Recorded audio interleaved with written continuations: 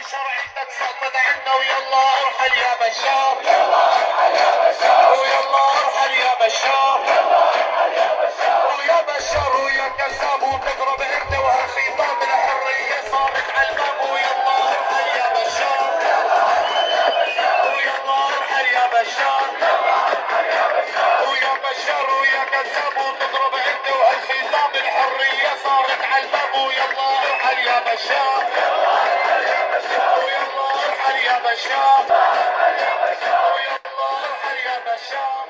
Hey y'all, welcome to this bonus episode of What Happened to Syria. I'm the host, Sean Hastings. I'm joined by a guest co-host, my good friend Ali Missy from the podcast we host together, In Hindsight, a look back at the 2010s. And today we are joined by an esteemed gentleman by the name of Mr. Suhail al-Ghazi. I really hope I just said your name right. Thank you, Sean. Yes, you said it right. How are you today, sir, and what got you involved in the Syrian revolution? Hi, Sean and Ollie. Thank you so much for being on your podcast. I'm really happy to be. I'm good, and how I started is going back to 10 years. I was in Damascus. I'm from Damascus. I was in Damascus when it happened on March 15. Even before when the Arab Spring started in Tunisia, in Egypt, in Libya, and Yemen, I was hoping that something like this would happen in Syria, and I had my own opinions and ideas about it. I do remember passing by the first thing, like it was a bit strange for me as someone who lived all his life in Syria, where there is absolutely no protest, no kind of political activity. When I passed near the Libyan embassy in Damascus, in Abu Rumana neighborhood, where I have seen the people who were gathering for support of the Libyan people who in their uprising against dictator Gaddafi. And at that time, this was the first time I've seen something aside from the pro-regime rallies that we all were forced to go when I was younger. I was at school, and then later you could hear like some people talking around in their inner circles about something like this could happen to Syria, and you could see a lot of people thinking that this would never happen. March 15 was maybe just another normal day in the lives of people of Damascus, and for me, when there was a protest broke out in Al-Harika, in a neighborhood in Damascus, following after a police officer assaulted one of the people who work in that market. Al-Harika is one of the most ancient markets in Damascus city. It's in the ancient city, and then like just in a matter of maybe 15 or 20 minutes. There were almost hundreds of people around. They haven't said anything about like demanding the fall of regime or anything. They were just demanding a little bit of justice. And they were chanting thieves, because the police officers, especially in that area, were known to be corrupt ones, and they would like raid some of the shops to take some money, or even for what they call it, illegal parking of cars or whatever. And I was nearby. I was near the area, but I wasn't there. I was like maybe 2 or 3 kilometers away, and I heard the news, and I wasn't being able to actually sure about it, because at one point, like maybe a week or 2 before, there were also other rumors that there were some kind of protest in other parts of Syria, but were never confirmed. And and I heard it, and then actually, like I think 2 or 3 hours later, I've seen a video, as I remember, was on Al Jazeera, and I was thinking this is this is happening now in Syria, and maybe it's one, and no one is chanted anything against the government or thing. And when the Minister of Interior came, the people just he talked to them in a peaceful way, no threats. And the people, maybe after his talking 10 or 15 minutes ago, they left. When I heard all these details, I was thinking that, this is happening now, and this will develop more. Can you give us can you tell us a bit more about your own sort of feelings and like your own thoughts when, you know, obviously the protest happens on March 15th in Damascus, and then a couple of days later the events in Daraa as well.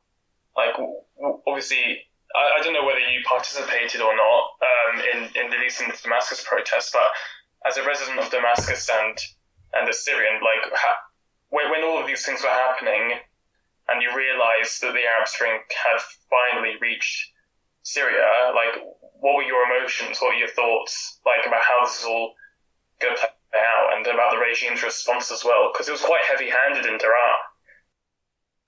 Yes. In Daraa, I do remember, like, one day, maybe on the 16th or the 17th, I spoke with a friend from Daraa, and I have seen him in Damascus, and we were, like, talking in private, and they were telling him, like, about the politics. He was also supporting the other protests in Egypt and Libya and Tunisia. And then he was saying that in Daraa there is an anger because some families have tried to tell the regime to release some of their detainees, but the regime didn't accept that. He didn't have much of, like, information at that time, and neither do I. And then later, I think on the 18th, we started knowing, when the story broke out about the children in Daraa, and then the first protest, we have, like, you know, connected the dots.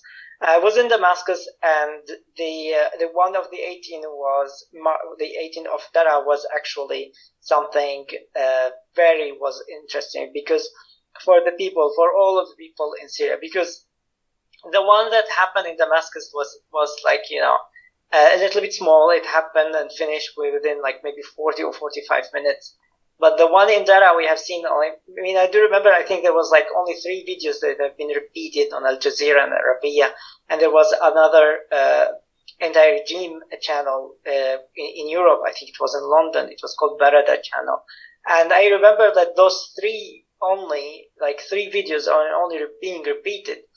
What people thought at the beginning is that some kind of a disagreement between the two families or 2 clans in Daraa. That's what some of the, like, you know, pro-regime people are trying to push. That there is only this thing, and there was, like, a family feud, and they tried to like, you know, to hit each other. And the police got in between the middle, and what you hear is shooting is just one of the families got a gun and started shooting at the other. That's also how the regime, like, you know, said about when the Kurdish uprising in 2004. That it was only a football game, and, you know, the fans got against each other, and there was, like, some family feud because of tribes. And that's why, like, a couple of people were killed. That's what the regime, you know, people were saying, trying to like, you know, to sell it. And then later we could have seen that, you know, there was news of people who were injured, and the people actually, like, later when they seen the media, when they see the TV, they actually realized that it was something bigger than that. And the story of what they call the family feud, it was never believed by the people. And that's what actually, in my opinion, what made people, and also for me, believe that it is a protest, that the regime media never spoke about it, not even in, like, TV or radio or newspapers. They didn't say anything about it, which made sense, as this was anti-government. And then later I met a friend from Daraa 2 days later, and he was confirming me, and he told me and other friends, like, we were like 3 people, and he told us that the whole story about how the kids who wrote something on the wall, and the kids were detained, and the families, when they asked the regime to release it, what the intelligence commander had told them, and that they decided to go after the Friday prayers to actually, like, you know, demand their sons to be released. And they were thinking of going to the nearby intelligence headquarters But it seems that the regime knew about that and tried to stop them in the way. That's when we saw that we realized that no, this is not just some kind of like a family feud, or even people just want a problem for water, electricity, or something like this. No, we realized that those people are actually like going against the regime, going against the most feared instrument of the regime, which is the intelligence. And correct me if I'm wrong, but wasn't this what led to the standoff at the Omari Mosque a few days later? Yes, exactly, because the people they went back from the protests, and there were injured people and there were people who were killed, and then they decided to do a sit-in in Al Omari Mosque. And at that time, the people when the first two martyrs were killed, it just united all the families, all the people of Dara, because everyone that felt the sorrow of this. But everyone, because in Islam and in the tradition of people from Syria and even other country, other areas like in Dara and other areas, is that everyone would go for the funeral prayers. So everyone decided that whatever happened, whatever about like ideas or opinion about the regime or anything, we have to go, because that is something it's our tradition. So people went. And they did the prayer, and they took the martyrs to the funeral, like it went. And then a lot of people decided to go back to the mosque and actually try to do not only some people in their ideas to do a sit-in, but some kind of a small protest. And they decided that to do it from the Omari Mosque, because it's not only famous in Dara, it's famous all over Syria, because it's one of the most ancient mosques. I mean, one maybe the famous only not only in Syria but also around the Arab countries. So they decided to go back there, and that's when the sit-in happened, and that's when the regime, they tried to go storm the mosque and take them, and then there was shooting. The regime tried to shoot and ambush them, and they have killed some of them, and they have arrested others. So after that night, the next day of Dara, it was almost as and not only Dara, in other parts of Syria, when the news got broke out, especially on social media at that time, it was almost like silence in all of this in all Syria, and people were just thinking that something like this happened in the 80s. This is the 80s again, because the regime just go into a place of prayer, a place of peace, a place of religion, and doesn't respect it, and just go and kill the people there like this. And then the next day, I do remember there was a small similar protest that happened in an Umayyad mosque, and it was it ended fast, because there were a lot of pro-regime people there. There have been some arrests, and I do remember that later it developed. There were human rights activists and lawyers were protesting in front of the Ministry of Interior building, which is near the area of Umayyad Mosque, and for the release of the people. And this is in Damascus, right? Yes, it's in Damascus, yeah. So, and that's also the regime, police also beated some, and they arrested some of them. And so through this period in March, there were protests arising in Syria. What was the atmosphere like in these protests, and what was the main messages? Because I know when Assad addresses the parliament, things change quite dramatically. So, what was the sentiment and the feeling of people and yourself prior to that speech, and then what changed for you after that? People know that the intelligence commander who was responsible for all this issue is Atif Najib. He is the cousin of Assad. And people at that time, they hear that Assad has checked his cousin out, and he demoted him. There was this talking, but it wasn't also very confirmed. And then and the protest started to go a little bit in other parts of the country. There was in Banyas, there was in Homs, and there were like a small one in Damascus countryside. And there were always other protests that happening in Daraa. And then later, the regime has, like, Assad went to the parliament, and people were thinking, oh, he's gonna at least say, like, there are corruption, and we have to do some little bit of change, and actually promise something. But then later, everyone was, like, shocked by half an hour or 40 minutes of his talking, of his speech, because he never acknowledged anything. He had just repeated what he had been saying all the time. For me, I have always seen Assad as someone who, when he do his speeches or talking, he always used so much sophisticated language that even some people of the regime, like supporters, actually annoyed by that. And at that time, it was so obvious that he actually, like, say, he goes around the idea. He used a very strange, like, like wording of the speech, that even, like, sometimes people just cannot cannot understand what he wants. And then he is out of nowhere saying, oh, those people are germs, and we're gonna we're gonna kill those germs, and this stuff. And people were just like, at that time they were shocked that everything's happened and everything you could have done, you only came up with germs. Like, this was like another signal that he's like, he cannot understand what the situation, and he cannot do anything more. So when people heard this, and they were like, I think at that time there was maybe like 20 people confirmed killed throughout the protest, as I remember, people were actually thinking, well, this is not going to change, and with that, now we have to do something more.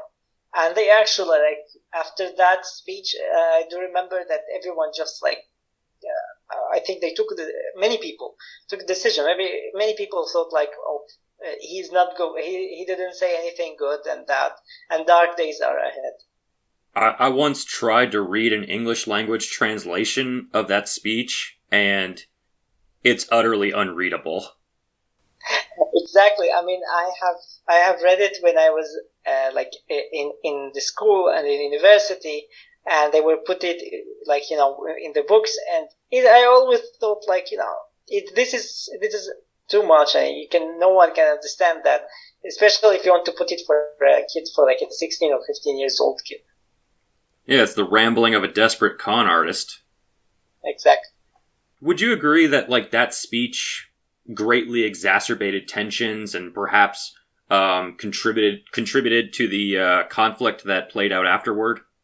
Yes, of course. I mean, the people saw it clearly. They were saying it clearly that there is a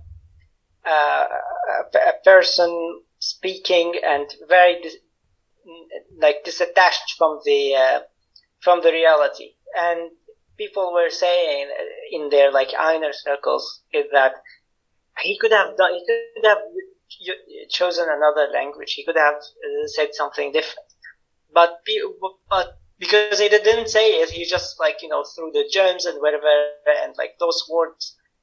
Actually, it was a breakthrough for many people, especially people who were involved, like their family, some of the people they know who have killed or detained or anything. At that time, they just, like, they took it as a signal that he's not going to back down. So they had to take it to maybe another level. They have to mobilize more of the people of their areas to do more the protests. And yeah, how do those protests manifest on the street? I guess there were more protests in different locations and with greater numbers. So yeah, like, what happened? Yeah. It started, like, later. There was the famous thing in Banyas when in Al Bayda, in a village where there was a smaller protest, and then there was a video leaked to Arabic news channels, and even, like, I think BBC shared it. It was when the regime like soldiers or intelligence personnel were, like, stumbling over the protester and civilians, and then they were saying that this is do you want freedom? This is the freedom you deserve it, and it was a very humiliating one, very humiliating video, and shocked a lot of people. And it was when it was shared, it was said that it's in Al-Baida, it's in Syria, this area is in Homs countryside. And then the regime just said that this is not happening in Syria, this is actually an old video in Iraq by the Peshmerga. And some people, who are pro-regime or non-sided, they're actually both. They were they believed it. And then the guy who was appeared in one of the videos, he put his ID and in the same area where this incident had happened, and he said, "This is me, and this is the area, and this was here in Syria, and it wasn't done by Peshmerga." And it shocked a lot of people because they saw how much the regime is willing to go to lie and saying, it's not happening. And so more time, you could have seen more protests in some other areas. It went in Latakia, it went in Banyas, and it started in Damascus countryside. In Daraa, almost all the main towns and villages and cities were also mobilized. You could hear also about protest in East Syria, but in Aleppo city there was not much. There was also I think 2 or 3 towns in Idlib where there was protests. I think it was just Rishugur and Khan Sheikhun as I remember, but you haven't seen anything yet in Hama. You haven't seen anything yet in Aleppo, and in Damascus city there was only the one of the 15 and the 16 and I think the 19. There was at that time there was no other protest inside the city. Thank you. And so when did you first go out on your when did you first go out onto the street? Was this around the same time, or was it a little bit after? No, I went a little bit after because, as I said, at that time there was not much in Damascus, and I knew that traveling to Daraa would be a little bit maybe dangerous, and I thought that would not be a good idea. So I was thinking that I would wait until there was a protest that would come to near me, or in Damascus, where I can go easily.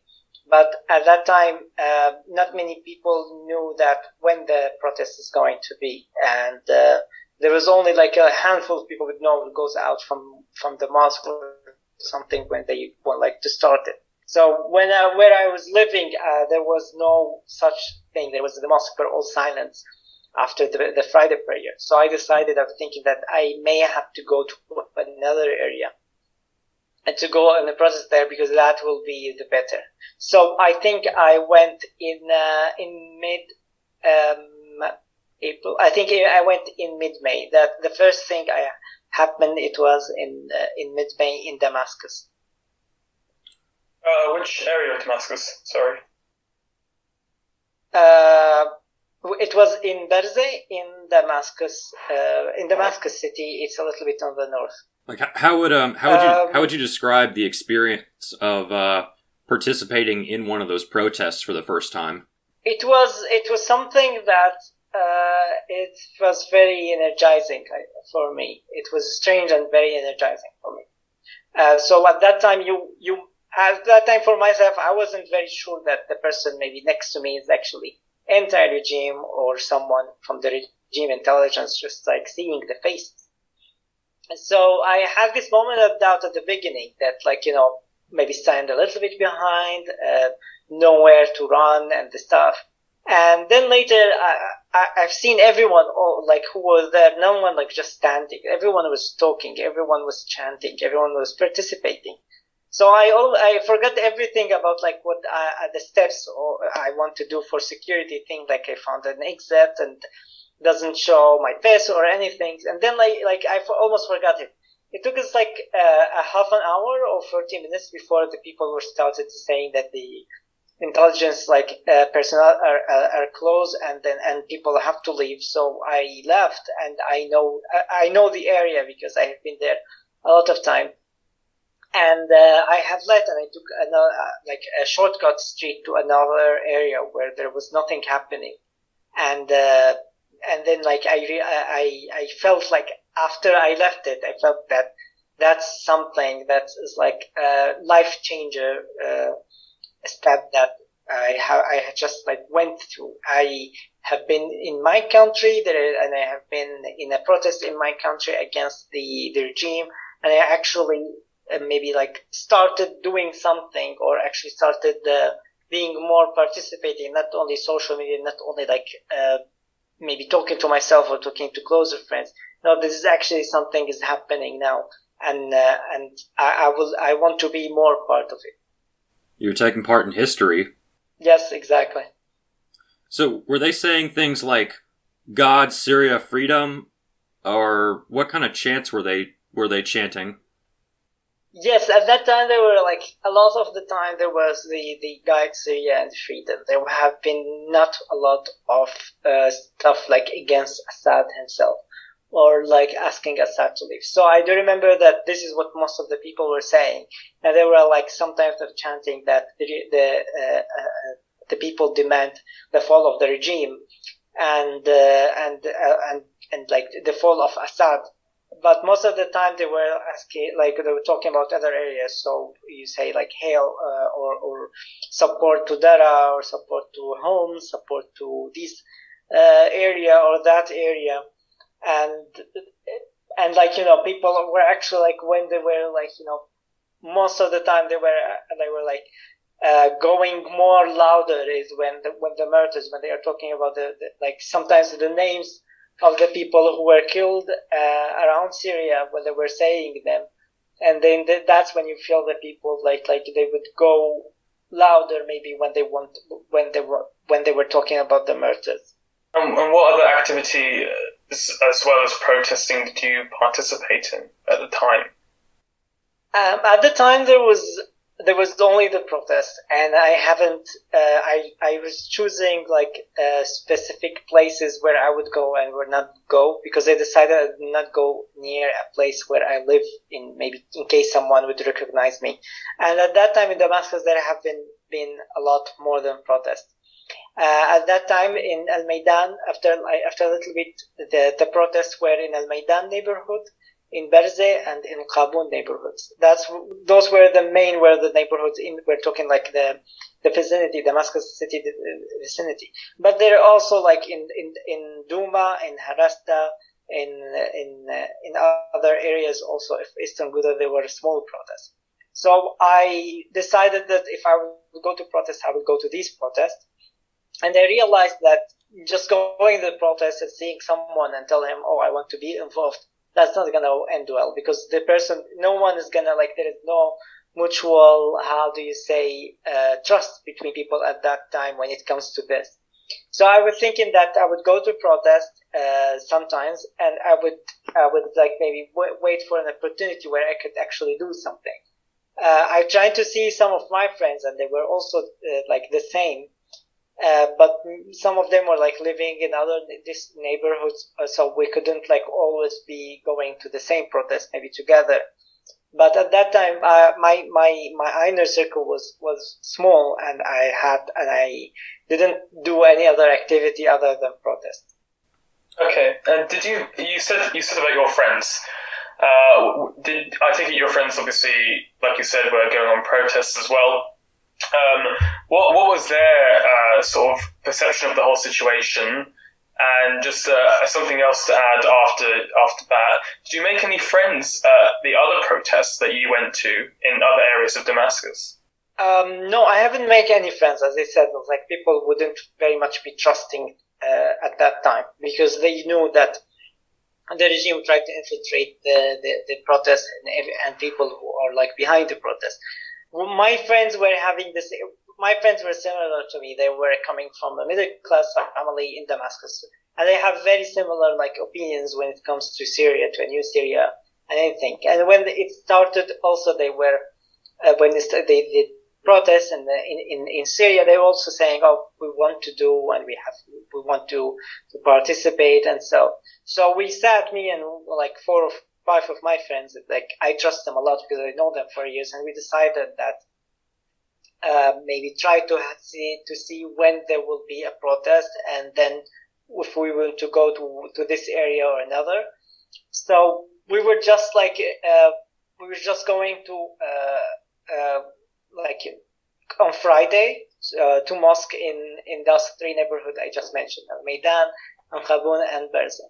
And we were thinking that if we do not know where it's coming from, where it will start, then we just go to the Friday prayer in this mosque, these areas, and you have seen something like, we can participate in it. And then later, like we realized there was also like main mosques especially in Al Maidan, that there are always protests, so we decided to go there. And then later, one of my friends, through a friend of him, he was actually telling him that he's local from Berza, and he was telling him that in Berza there was there is talking about the protest at this time, at this date. So which they decided to follow this this tip, and we went and participated. Can you describe for the listeners what kind of risks were the protesters taking? What kind of dangers did they face? You've mentioned the regime killing people. At the risk of sounding a little too blunt, how soon did they start shooting people? I mean, at the beginning in Damascus, there haven't been shooting directly to the protester. There have been shooting in the air.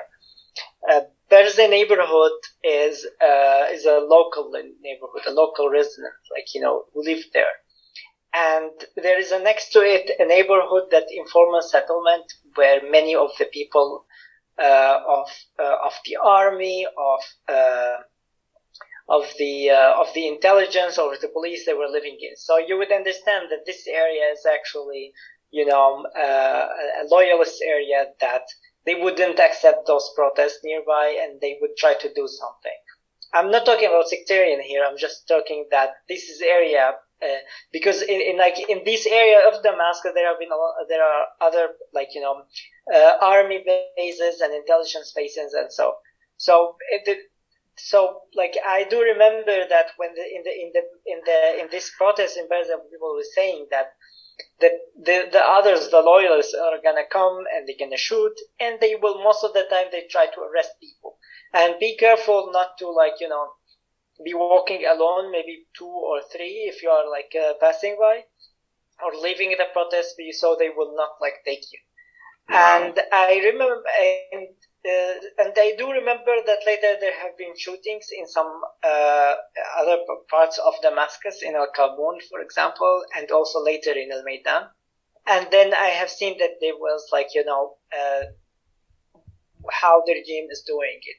So most of the time there will be the protest, and coming from a mosque, there will be some people who are supporting the regime. They try to stop the people. Sometimes the imam of the mosque will try to tell the people, don't do anything on the mosque. Sometimes they wouldn't do it, and then later people would protest. They would go out from themselves. Maybe they would realize in 10-15 minutes they don't need to stay out more, and then they will go. Because at one point the regime was ready always to move, but this, it wasn't very, starting in every mosque there have been maybe 100 riot police waiting. This wasn't very happening a lot, because there have been a lot of mosques in the same area, and almost everyone would go to the Friday prayers. So there was at the beginning there was the anti-riot police who are wearing no uniform. They were just regular clothes. They would have sticks, and they will go to beat protesters. Some of them would have knives. There was I remember most in Damascus there have been the use of the tear gas, and there sometimes you would hear shooting in the air, but no shooting at the people. But then later have been shooting on the people. There have been also later something, I'm sorry, I don't know how to say it in English. It's called something like a nail bomb. So Oh, you yeah. shoot it from so you shoot it from a device, and then the nails would go around. Like an This caused a IED. lot of it. Yes, exactly. So that's what the people would. That's I've seen it in Maidan. It was horrible because it was just like stuff falling from the sky. I Jeez. almost got hit like by one, and I've seen people falling by it. When was So you that? have. I do remember it was July. That's the first time I've seen this nail thing. In 2011. And yes, July 2011. Wow. And and it's all like shooting and this stuff, but there was also the regime arresting, and that is something that's the worst, because this means that the person, the detainee, will go to the intelligence and will be tortured and will be probably killed under torture, and also they would go to the people, they would go sometimes to the families, friends, and like everyone maybe this person interacted with. So that was one of the worst things to happen. And actually people would say that, if you just maybe you got shot or not got shot, but you got beaten and you just avoided being arrested, that's mean that actually the riot police or the police actually liked you to let you go. When there was any kind of injury at that time, there had been always you cannot go to the hospitals, because the hospitals are they will report you immediately. Where someone coming with a bullet wound, that's obviously someone who's the protest, so get him. And Wow. people would go sometimes, and people sometimes go to the private hospitals, or in Syria, clinics where doctors would treat them, and also sometimes just go to houses to gain this the medical help they needed. So even from the earliest days, not even the hospitals were safe. Yes, I mean the general hospital, the public hospital, were never safe at all, and no one would think about get shot and go there, because maybe people would just be killed right there in the ambulance, not even arriving at the hospitals. Jeez. Later, some private hospitals, maybe some of them, maybe there is a doctor and nurse who could provide a little bit. But then later it didn't happen like this, and people were just doing it at their homes and the doctor's clinic. And then it happens with the regime, it's just a crackdown on doctors, on medical students. It was just horrible. You have absolutely, you could see the regime just going into clinics in Syria. It's different from other countries. The doctors, they have their own clinics, small one, maybe 2 rooms or something like this. So the regime will just go and will see the doctor if there have been any blood or any operation recently. And a lot of time they will just arrest them, especially if a doctor is passing through provinces, a hot spots where there are protest ads, and see someone not with a medical supply, only could be a doctor or is a doctor, they would have arrested him. At that time, it was very important, because the regime wanted to understand this some kind of underground network of doctors and nurses who have been treating the protesters, and they have to get it because they need to know this network, so they would need to arrest everyone responsible for this. And about the arrests and the torture, did you come across any cases where you may have been, or your friends may have been arrested, or did you hear about certain instances on the street when people get arrested and their tale basically gets told to you as well? I mean, I have heard from my friends who were coming from other areas, such as friends who were coming from Dara or these areas where there was arrest. I was hearing at that time that there have been what's happening with these arrests. So the people would just be, how did you say, would go for specific people sometimes. They have names, they want to go for it. And other times they were just how do you say, they will just someone passing my checkpoint, they would arrest them. Talking in Dara, most of Dara are like big clans and big families.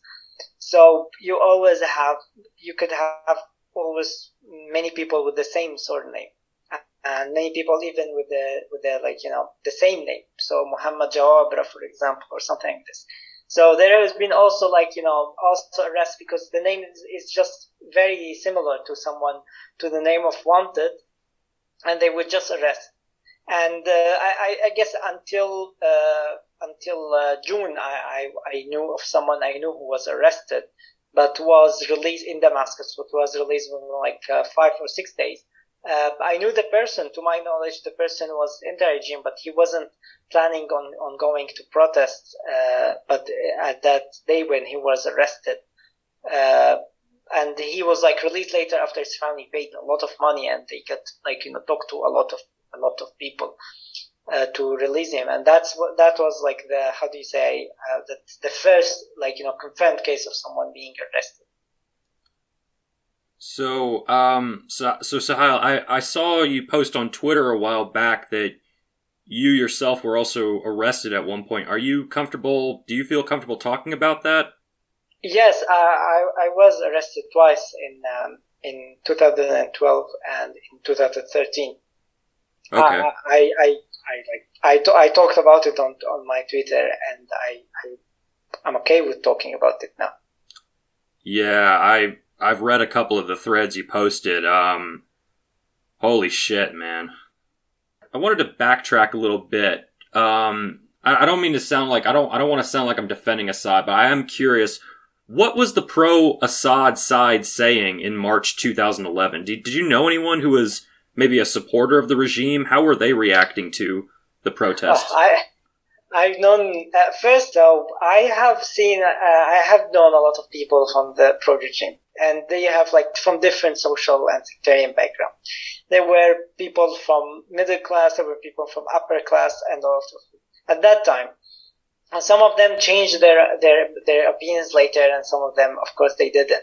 So at that time, they were always saying, "Look at Libya. There have been a lot of fighting, and there has been a lot of stories and talking that no one may be able was to verify that." So in Libya, the cities started fighting each other, and there have been a lot of bloodshed, and the USA is getting their oil and stuff.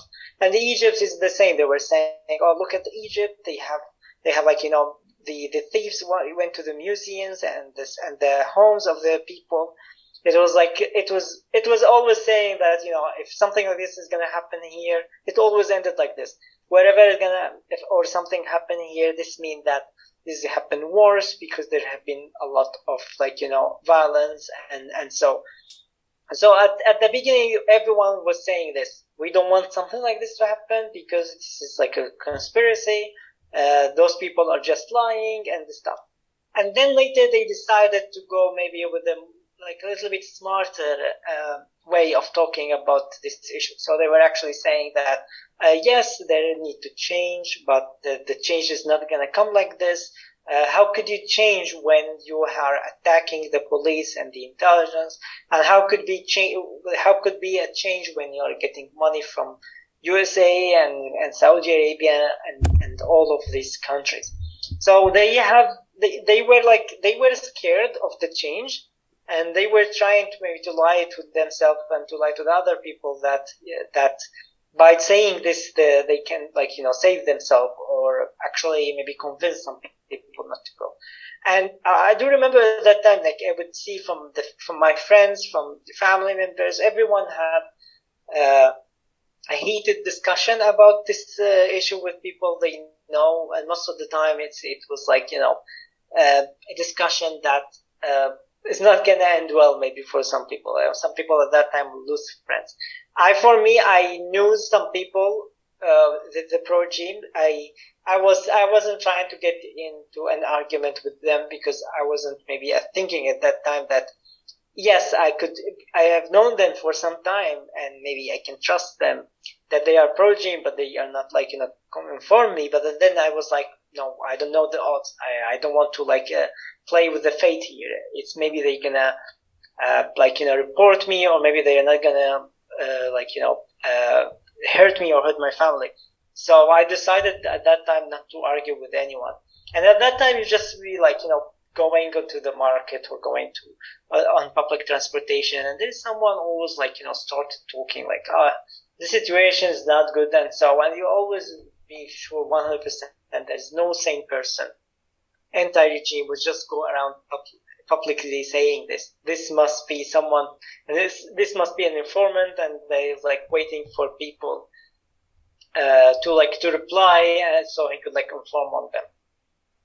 And so, obviously, come July, and the regime is starting to see some serious defections from the military apparatus, and there was actually fighting going on rather than just protests, but there was a militarization happening as well. What were your initial thoughts on that as well? Because obviously it took us down to the path that we have now, and perhaps it was an inevitability. But yeah, what were your initial thoughts when you saw these things starting to emerge? I think that the topic of armed rebellion and or not, this have been a question for the past 10 years for Syrians and maybe for people outside Syria. I have a lot at that time I was thinking that it's going to be something like Libya, where the people will protest and then later they would take up arms and they will be fighting. And that, of course, will be supported by defectors from the regime, from the army. But I have seen the army at that time, and I've known it as a Syrian that the power of the army is always centered by the people that the regime trusted so much. So no way that these people will just go their whole division or their whole base, for example, will be defected. And that didn't sound something that the regime officers who have been there for years, they would do something like this. But I've been hearing from the people from other areas where the people, the young men, have been defecting. And most of them, they were doing their military service, but many of them were actually were soldier part of the army. And this was also it was a good sign that not the whole army is as corrupt as I thought, and it was a good sign that it's not as bad as everyone thought, and there is always there are good people in the army that could have done something later. And I think maybe by 2012, people who wanted to defect, they have already defected, and they just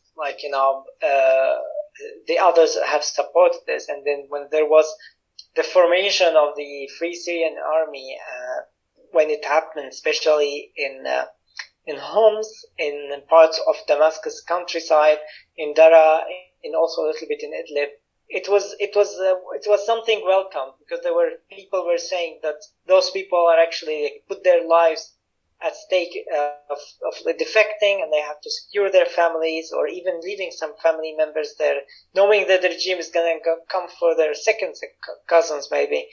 But they were actually I think the people at the beginning were highly respectful of those defected officers and soldiers, because they did it knowing all this all the threats behind it. Were you not maybe a bit apprehensive of the route that Syria was going down? I think the amount of protests that were all around the country, because the East Syria started to get more by July in this time, also in Aleppo. What was the thing is that the regime obviously wasn't only anymore using the police, the intelligence, and the mukhabarat, or the army. The police actually started mobilizing the supporters by lies, and going it with more like a sectarian way. So there have been the stories of like some people, some like Shapihas or anything from the Alawite villages or Alawite towns, they would go and attack the protesters of other neighborhoods, of other areas. And it's not only against the protesters, but it was also against the locals of these areas.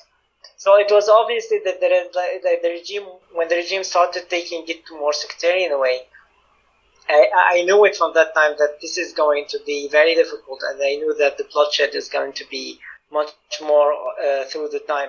And I think, in my opinion, at that time, many people, when they have seen more of this stuff, they realize that there is no turning point, and they are thinking that this is going to be very serious.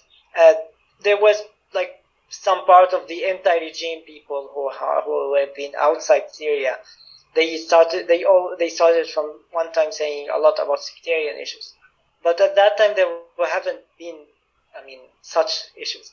Yes, everyone will know that the president is an Alawite, and the regime official are like 90% or 80% Alawite. But at that time, people weren't thinking of we are actually going and get the country back from the Alawites. People were just thinking that, we want to get something better for everyone. But when the regime started enabling its sectarian issue from the beginning, it was obviously that, the regime, that something that the regime realized that it need to play on, and that the regime was under a threat to start using this thing. So I do remember in Homs there was the killing of someone, of an Alawite person by a protester, and I think his name was Nidar Janoud or Jaloud, something like this. And the regime media and social media have been talking about it all the time, and saying, and they're hinting that, look, this is sectarian, this is sectarian. And I was thinking that, while the loss of one person, of course, is something unacceptable, and then realized that this actually person, confirmed by people from home city, that this person was trying to attack the protester, and they just got hold of him. Of course, the photo of him being injured and then later the death wasn't a good thing, but the thing was exposed when it turns out that even his family and even the people from his area said that he's intelligent. So the people realized that when the regime even tried to play on sectarian this issue, it got exposed, because maybe the same thing would happen for another person of the intelligence from other sector, like Sunni or even a local from Homs, and it's not. It's obviously that the regime wanted to play it because he's an Alawi. When did that happen? When was that Alawi killed by a protester in Homs? I do not remember. Okay. I sorry, I cannot remember That's fine. For sure, but I think maybe it was. I think it was April. Okay. What's a question you feel like we should have asked you? That's a little bit tricky. Right. Of course, it's it's a small thing. You cannot talk about the whole issue. Right. I'm not going to say what question you could have asked me. I think I will just talk maybe at the beginning of the protest, that the protest, when some people would think that, just normal people got out from the mosque in a protest to say stuff. It wasn't only at that time it was like that. There was anti-regime activity that on the intellectual level. So at one point when there was some kind of cutting the roads to Daraa, and some of the parts in Daraa, there was been Syrian actors and actresses and directors. They have wrote a statement saying that at least we can deliver baby formula to this area. That was what the statement was. And that was something interesting, because it was people going out with their public names, because known publicly, and saying there should be something like this. The same with other intellectual known at that time. in Berze neighborhood protests, and there have been an Alawite intellectual known for his anti-regime and has been detained before. His name is Arif Dalile. And there was another woman who is the granddaughter or the daughter of the Druze prince. I think I'm forgetting her name. I think she was Mahal Atrashi. Her father was Sultan Bash al-Atrash, who was leading the revolution against the French occupation in the 1930s. So those, for example, in other parts. So it wasn't only part of protest around the country by just locals. No, it was something intellectual behind it. There have been there were even like songs known the Yahif, the one from by Samih Shker. It was, I think, published on April or something like this. And it was like something, a lot of intellectual, there was attempts to do protests inside universities. There have been also important, lawyer syndicates. Some of them, they were also involved in it. So I think, that's what many people maybe wouldn't, heard a lot about it. Maybe when they hear about protesters, they would see the protest videos, they were being shooting and all those stories, but not many people would realize that there has been something also on the side happening, and it shaped, in my opinion, the first phases of the opposition, as we can say. And just like one last question from me, what was your favorite chant to shout during your time protesting? I always my favorite was when the people were just chanting in support for other provinces or cities or neighborhoods that have been under attack by the security forces, and support to Homs, support to Dara, support to this stuff. It was always my favorite because it was a form of solidarity.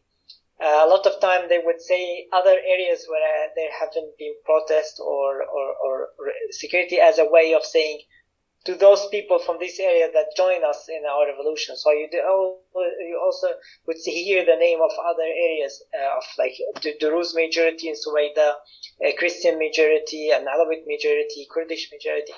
So you always hearing the people were saying, this area is under attack, and then they're asking the others to do more, to join the revolution, to join the protests with them.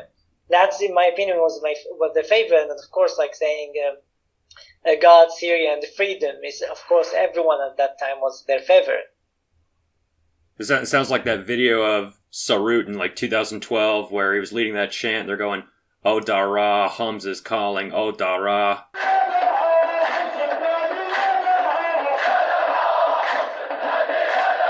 You ever see that video? Yes, exactly. Yeah. It was very similar, even at the beginning. It started for Dara from other areas, as a solidarity with Dara, and then it went for others, and then they were also, in the chance meant as, the other areas in the countries to join the uprising. Well, Suhail, thank you so much for joining us today. We're going to want you to come back on the show very soon. Ali, thank you for coming on as a guest co-host. This has been a bonus episode of What Happened to Syria. Thank you, everybody who's listened.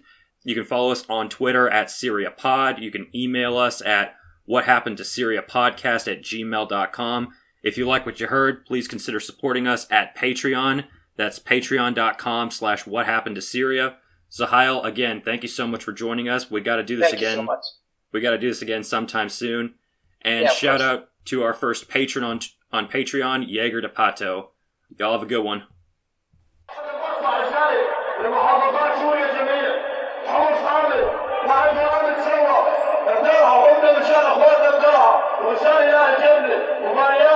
وسوريا